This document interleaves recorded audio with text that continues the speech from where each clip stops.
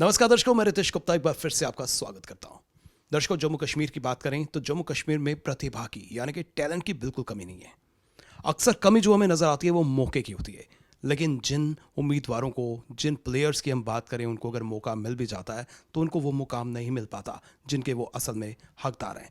जी हाँ, मैं बात कर रहा हूँ आज सूर्य भानु प्रताप सिंह की, जिन्होंने एशियन में वुशु चैंपियनशिप जो है वो जीतकर जम्मू कश्मीर का नाम रोशन किया। न केवल जम्मू कश्मीर का बल्कि पूरे भारत देश का नाम रोशन किया। चलिए आपकी मुलाकात करवाते हैं सूर्य भानु प्रताप सिंह जी से और जानते हैं कि जो सरकार ने उनसे वादा किया था डीएसपी बनाने का, क्या उस पर सरकार खरा उतर पाई है। आपका बहुत बहुत स्वागत है। Thank you so much. तो ये बताइए कि सबसे पहले हम चैंपियनशिप की बात करते हैं। तो चैंपियनशिप जो है आपने 2018 में जो है ये जीती थी, तो कैसा लगा था आपको, कैसा महसूस हुआ था? बहुत प्राउड फील हुआ था क्योंकि मैं जम्मू कश्मीर का फर्स्ट एशियन गेम्स मेडलिस्ट था। मैंने उसके लिए बहुत मेहनत भी करी थी। मैं क्योंकि टॉप्स में भी सिलेक्ट हुआ था, क्योंकि उसमें 245 प्लेयर्स सेलेक्ट हुए थे पूरे इंडिया के। उसमें मेरा नाम था, पहला जम्मू कश्मीर का लड़का था, क्योंकि बहुत बड़ी बात थी उसमें मेरे लिए। तो मेरे जो कोच थे कुलदीप भानु सर ने, उन्होंने भी बहुत मेहनत की थी मेरे पे। मैं मतलब स्टार्टिंग से, मेरे फादर भी रेसलर थे, मैं लगा हुआ था इस चीज़ को कि जम्मू कश्मीर को एशियन गेम्स में मेडल दिलवाना। मेरे कोच का एक ही मतलब होता था कि भानु, हमारे एशियन गेम्स में मेडल कभी नहीं है, तो हमें एशियन गेम्स में मेडल लेना है। तो मैं पूरी मेहनत भी कर रहा था उस चीज़ के लिए। मैं उसमें सेमीफाइनल में भी पहुंचा, मेरा लिगामेंट टूट गया, उस कारण मैं हार गया। नहीं तो जिससे मैं एशियन गेम्स में मैं जो हारा था उससे मैं पहले जीता भी था। ईरान में मेरा गोल्ड था, तो जब मैं क्वालिफाई ट्रायल करने गया था मैं उनसे जीत के भी आया था। वो मेरा बैड लक था, मेरा लिगामेंट टूट गया। तो वो कोई दिक्कत नहीं थी, वो मैटर नहीं करता था। पर मेरे को ये था कि मैंने हाँ अपने देश के लिए मेडल ले आया हूँ, अपने जम्मू कश्मीर के लिए पहला मेडल ले आया हूँ।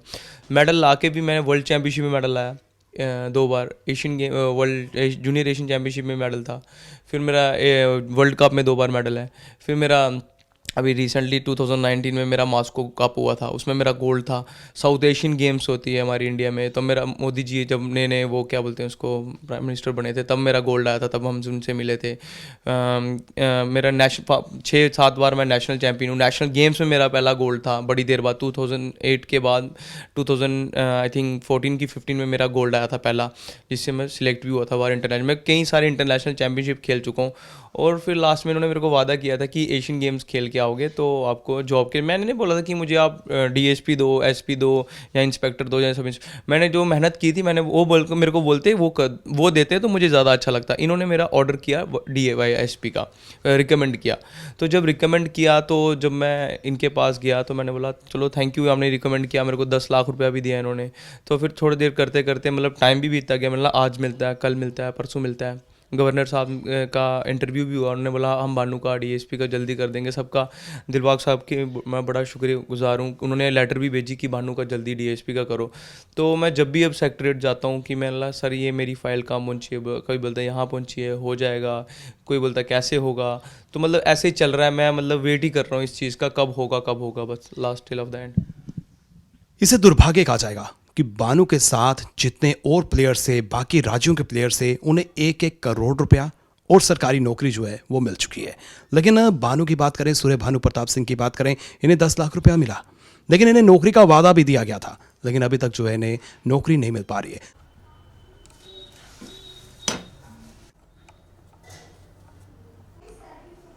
नौकरी के लिए बेसिकली पहले तो खेला नहीं था, हौसला तो मेरा टूटेगा नहीं, क्योंकि जब तक मैं एशियन गेम्स में नेक्स्ट टाइम गोल्ड लेके नहीं आऊँ अपने जम्मू कश्मीर के लिए और इंडिया के लिए, तब तक तो मेरा हौसला टूटेगा नहीं।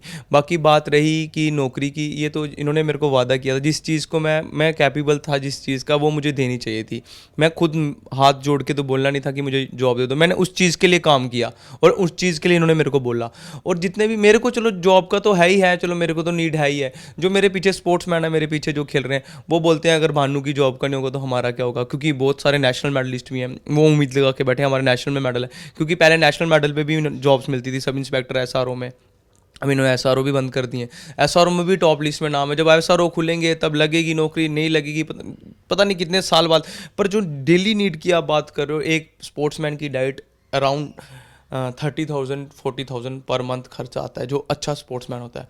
तो आप खुद सोचिए, 30,000 40,000, जो मेरे पेरेंट्स हैं, मेरे पापा भी एक पुलिस में सर्विस करते हैं, तो मतलब इतना एफर्ट करते हैं मेरे लिए, फिर भी अभी तक कर रहे हैं। तो अभी एज भी हो रही है मेरी, 24-25 साल की हो रही है हम। तो हम अभी तक हमारा कुछ होने, हमें खुद भी मतलब शर्म आती है कि घर वालों से मांगते हुए।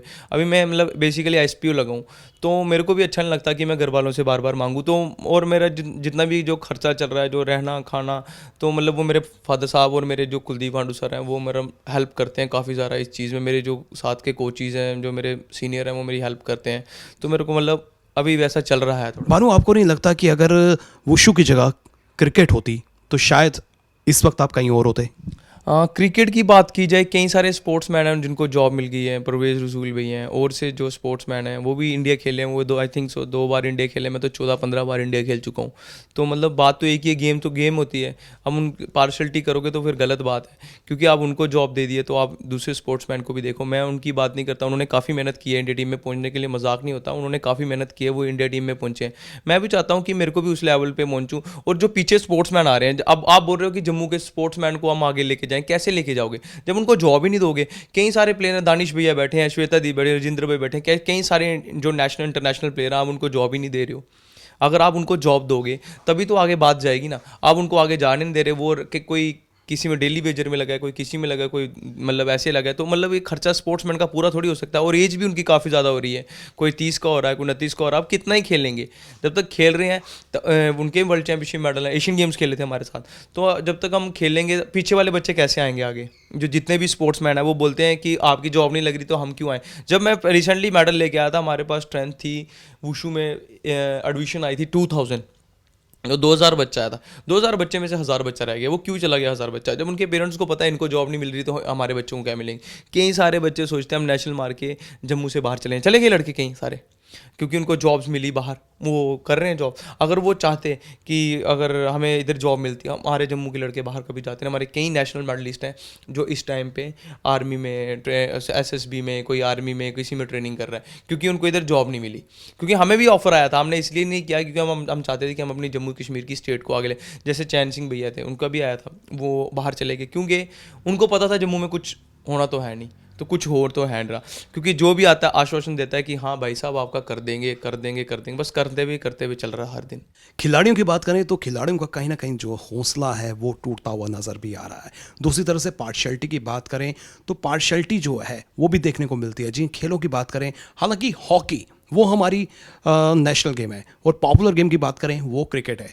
और जिस तरह से बाकी खेलों की बात करें, बाकी जितने भी खेल हैं, हर खेल जो है अपने आप में एक उसकी इम्पॉर्टेंस होती है। लेकिन मुकाम की बात करें, वो मुकाम नहीं मिल पाता, चाहे वो खिलाड़ी हो या वो पर्टिकुलर स्पोर्ट्स क्यों ना हो। हम सरकार से अपील करेंगे कि जो वादा आप कर चुके हैं, जो वादा आपने किया है, वो वादा आपको ज़रूर निभाना चाहिए, ताकि जो आने वाली और पीढ़ी है, और जनरेशन है, और जूनियर्स हैं इनके, वो भी जो है इन्हीं खेलों में अपनी रुचि बढ़ाएं और रियासत जम्मू कश्मीर के साथ साथ पूरे भारत देश का जो है नाम रोशन करें। भानु, मैं आपसे ये भी जानना चाहूँगा कि पेरेंट्स की सपोर्ट किस तरह से रही? पेरेंट्स की सपोर्ट बड़ी ज़्यादा है। अगर पेरेंट्स की सपोर्ट नहीं हो तो मैं इधर पहुंच भी नहीं पाऊँ, क्योंकि अभी भी मेरे पापा बोलते हैं कोई बात नहीं, कोई दिक्कत नहीं, आगे चैंपियनशिप आएगी, आप प्रूफ करके दिखाओ, आप काफ़ी अच्छे हो। तो मेरा दिल से भी अंदर से होता है, मतलब वो क्या सोच रहे होंगे, पर मैं कितना प्रूफ करूँ अपने आप को। 2 बार वर्ल्ड चैंपियन बन गया, 2 बार वर्ल्ड कप में मेडल आ गया, एशियन गेम्स, सारे जितने भी कंपटीशन होते हैं सारे खेल के आ गया, और मैं किस चीज़ में प्रूफ करूँ इस चीज़ को। तो मैं, मेरे जो जितने भी हैं, मेरे जूनियर पूछते हैं, बोलते भाई आपकी जॉब का क्या हुआ, मतलब अच्छा नहीं लगता। मैंने कहा भाई हो जाएगा।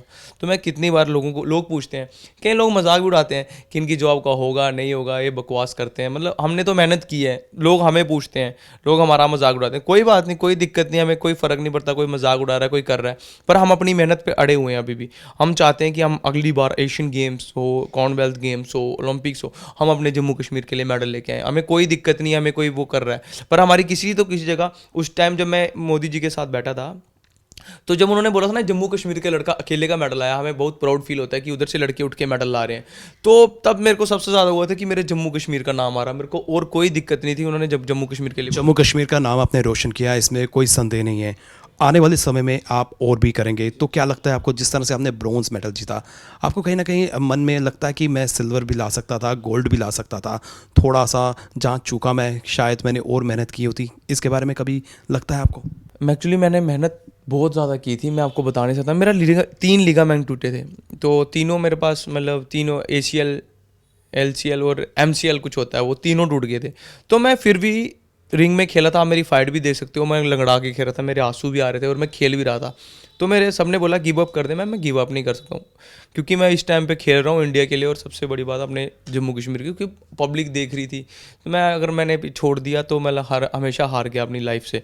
तो मैंने इस चीज़ को छोड़ा भी नहीं और खेला। और मेरे कुलदीप सर हैं जो खुद द्रोणाचार्य अवार्डेड है, तो उनको भी अभी जम्मू कश्मीर आए इतना खास हमने देखा नहीं उनके साथ भी क्या किया क्या नहीं किया, पर फर्स्ट द्रोणाचार्य अवार्डेड है। तो मतलब मैं भी तो यही चाहता था कि उनके साथ भी अच्छा, उनकी प्रमोशंस हो।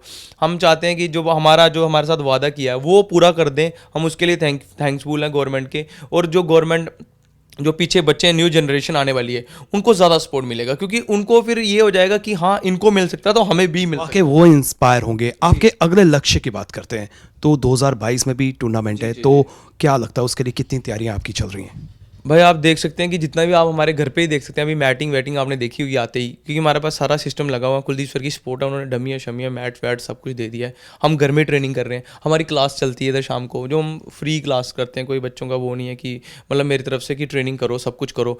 तो हमारे पास 10-15 बच्चे अभी भी ट्रेनिंग कर रहे हैं, जो नेशनल मेडलिस्ट हैं, जूनियर नेशनल मेडलिस्ट हैं, तो अभी भी ट्रेनिंग कर रहे हैं। कुलदीप सर आते हैं जब कभी भी जम्मू में होते हैं, हफ्ते में एक आधी बार इधर आते हैं। अभी क्योंकि कोविड का सिस्टम चल रहा है तो स्टेडियम जा नहीं सकते, फिर भी हम कोई बोलता है ना कोविड में किसी ने ट्रेनिंग नहीं, हम नहीं बोलते, हमने कोविड में हर दिन ट्रेनिंग की है और उससे ज़्यादा इंप्रूव हुए हैं हम ज़्यादा, क्योंकि हमें कहीं बाहर जाने को टाइम नहीं था। हमारे पास एक ही लक्ष्य था, ट्रेनिंग करो ट्रेनिंग करो। तो हमने उस चीज़ को ना यूटिलाइज़ किया इस चीज़ में कि हम ट्रेनिंग करेंगे टिल द एंड। आज तक हम ट्रेनिंग कर रहे हैं जब से ये कोविड चल रहा है। अब अच्छी खासी मेहनत करी है हमने।